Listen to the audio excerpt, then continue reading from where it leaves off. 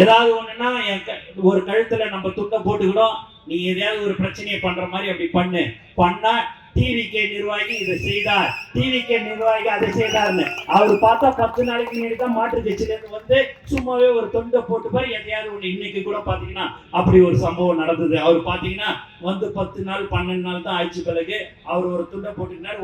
உடனே அவர் டிவிகே நிர்வாகி எதுவா இருந்தாலும் சரி உடனே அந்த ஒரு நியூஸ் வந்து பாத்தீங்கன்னா டிவிகேனாலே அப்படி ஒரு பயம். ஏன் அப்படி இருக்குதுன்னே தெரியல.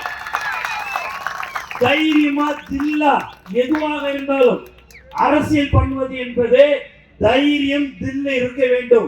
நேருக்கு நேர் மோத வேண்டுமே ஒழிய பின்பக்கமாக இருந்து மோதக்கூடாது. அதை அப்படி கேச போடு, நீ பேனரை வச்சுட்ட கேச போடு, அதை வச்சா கேச போடு, எல்லாத்தையும் நீங்க போட போட போட நாங்க எழுந்து வந்துக்கினே இருக்கிற ஒரு கட்சி தமிழக வெற்றி கழகம்.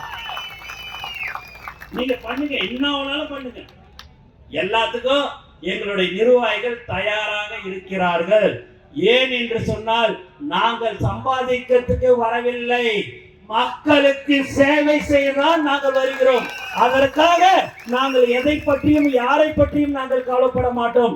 எங்கள் தலைவர் தளபதி என்ன சொல்கிறாரோ அதைத்தான் நாங்கள் செய்வோம். அவர் சொல்வதெல்லாம் மக்களுக்கு சேவை செய்யுங்கள், மக்களுக்கு என்ன தேவை என்று அறிந்து உதவி செய்யுங்கள் சொல்லக்கூடிய ஒரு ஒப்பற்ற தலைவர் தான் எங்கள் தலைவர் தளபதி. அதனால நாங்க யாருக்கும் எதுக்கும் பயப்பட மாட்டோம். எந்த ஒரு பிரச்சனையாக இருந்தாலும் சரி தலைவர் அவர்களே உங்கள் முன் வந்து நின்று அந்த பிரச்சனை எதுவாக இருந்தாலும் சமாளிக்கக்கூடிய ஒரு தலைவராகத்தான் எங்கள் தலைவர் இருப்பார்.